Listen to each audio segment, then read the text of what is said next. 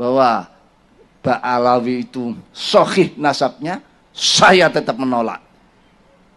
Ulama dunia ditolak. Ini ilmu macam apa semacam ini?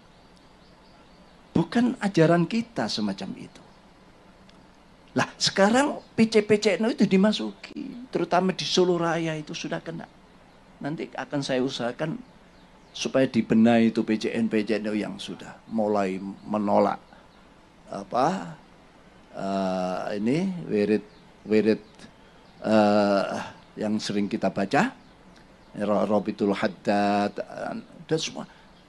Dan nanti pada gilirannya ya masyayikh kita. Ya, masyayikh kita. Kanjeng Syekh Abdul Qadir Jailani sudah mulai digarap. Syed Muhammad Ali Al-Maliki juga diragukan nasabnya. Nanti digilir semua. Di belakang itu siapa? Wahabi. Yang memang berani dia menolak seperti itu. Kebenaran ditolak. Dan sebagian daripada Syiah. Andai kan tidak ada anak seperti ini, umatku bersatu, tidak ada yang beda pendapat, tidak ada yang beda-beda, katakan ya kelompok, organisasi, semua fi shaffin wahid. Dan anak ini sudah terkenal menjadi kelompok-kelompok khawarij. Orang yang sholatnya luar biasa, sampai Rasul menyatakan tahtakiruna sholatakum bisolatihim wasyamakum bisya'im. Sholatmu jangan diadu dengan mereka, tidak ada apa-apanya. Puasamu jangan diadu dengan mereka, tidak apa-apanya sholat dan puasamu. Tapi yakhrujuna minaddin, ya, khurujas sahmi minar ramiyah. Tapi dia secepat lepas dari agamanya, imannya, secepat anak panah lepas dari busurnya. Sholatnya luar biasa, ya, puasa luar biasa, tapi detik per detik dia lepas dari Islam. Ada apa dengan Rais Am PBNU Kiai Miftahul Ahyar? Anak sendiri kok dituduh Khawarij. Tuduhan Rais Am PBNU Kiai Miftahul Ahyar kepada pembatal nasab Ba'alawi Yaman, yaitu Kiai Imaduddin Osman Al-Bantani, sebagai Khawarij, tidak mendasar. Tuduhan itu sudah disiapkan oleh Kiai Miftah dengan sungguh-sungguh dan sadar di acara Haul Muassis NU di Gresik, Minggu 25 Mei 2024. Hal ini kami perhatikan secara seksama, cara penyampaian lancar dan lantang, pola penggiringan menurut Kiai Miftah bahwa Ba'alawi itu sahih nasabnya. Hal ini tentunya pendapat yang kontradiktif terhadap perkembangan teknologi yang ada. Sahih dari mana? Buktinya apa? Seharusnya Ba'alawi berani tes DNA sebagai pembuktian yang cepat dan akurat. Zaman sudah maju. Kalau ada orang meluruskan sejarah, dia diterima dong. Dengan melakukan pembuktian, bukan cacian kepada orang yang berani mengungkap sejarah bahwa nasab Ba'alawi sebagai zuriyah Kanjeng Nabi batal. Langkah berikutnya Kiai Miftah harus bisa menghadirkan kitab nasab Ba'alawi yang sejaman dengan Ahmad bin Isa, yang diklaim sebagai ayah Ubaidillah. Sebagai pembesar dari organisasi besar Nahdlatul Ulama, harus bisa membuktikan kebenaran nasab Ba'alawi. Kalau tidak bisa menghadirkan dua bukti, yaitu kitab sezaman dengan Ahmad bin Isa dan hasil tes DNA dari para Ba'alawi, berarti dusta besar yang selalu dikemas oleh seorang pembesar PBNU. Kalau Kiai Imaduddin mengirimkan 12 pertanyaan ke pihak Rabituh Alwiyah berkenaan dengan batalnya nasab Ba'alawi, kami juga meminta kepada Kiai Miftah 2 pertanyaan saja, tidak usah banyak-banyak, untuk membuktikan nasab Ba'alawi itu sahih, yaitu, pertama, hadirkan kitab sezaman dengan Ahmad bin Isa yang diklaim sebagai ayah dari Ubaidillah. Pembesar PBNU juga menuding kalau pembatal nasab Ba'alawi yaitu Kiai Imaduddin sebagai Khawarij. Apa itu benar? Mana buktinya? Menurut ceramahnya, Rais Am PBNU Kiai Miftahul Ahyar, Kiai Imaduddin dianalogikan seorang pemuda yang tekun beribadah.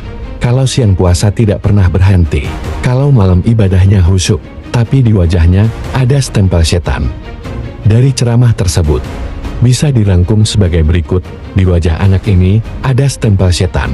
Pemuda itu dianggap sombong. Ketika bertemu dengan sahabat-sahabat Nabi, pemuda tersebut pemberontak. Pada saat Sayyidina Ali bin Abi Thalib sebagai khalifah, pemuda itu terkenal sebagai Khawari. Salatnya yang luar biasa, puasanya luar biasa, tapi detik per detik dia lepas dari Islam. Sekarang tanda-tanda itu ada sebagai penolakan kebenaran. Itulah ceramah yang disampaikan Kiai Miftahul Ahyar. Pernyataan tersebut sudah pernah kami publis di banyak media online dengan judul Rais Am Kiai Miftahul Ahyar menuduh polemik nasab itu pola Wahabi. Kami ini adalah lanjutannya. Tidak sepantasnya seorang Rais Am PBNU memfitnah secara keji tanpa ada pembuktian yang ada. Seorang suriah senat legislatif yang membawahi tanfidziyah eksekutif, biasa disebut ketua umum.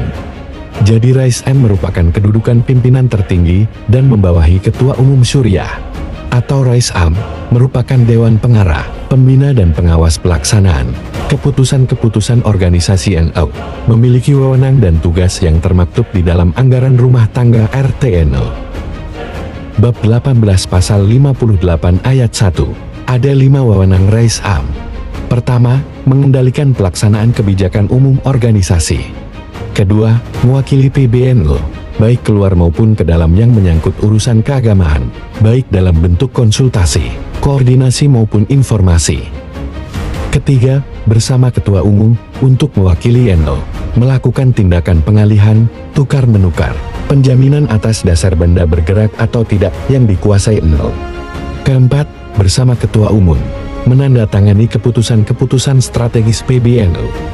Kelima, bersama Ketua Umum, membatalkan keputusan organisasi yang bertentangan dengan AD dan ARTNU. Apa yang menjadi dasar pemikiran Kiai Miftah kalau pembatal nasab dianalogikan sebagai Khawari atau Wahabi?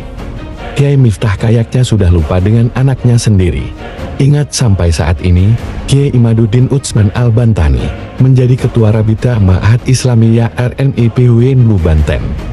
Artinya Kiai Imaduddin masih menjadi pengurus struktural NU. Seharusnya Kiai Miftah melindungi anaknya yang dengan kepandaiannya bisa meluruskan sejarah yang ada di Indonesia. Kiai Imaduddin telah melakukan penelitian dari bulan Oktober tahun 2022 hingga diterbitkan buku Nasab, Terputusnya Nasab Habib kepada Nabi Muhammad. Cetakan pertama tahun 2023 dicetak oleh Maktabah Nahdlatul Ulum Banten. Kemudian, buku disempurnakan hingga Februari tahun 2024. Kiai Imaduddin berhasil menulis buku Nasab Palsu Ba'alawi. Cetakan kedua, bulan Mei tahun 2024. Buku ini setebal 500 halaman. Kiai Miftahul Ahyar sebagai Rais Am, sudah punya bukunya apa belum?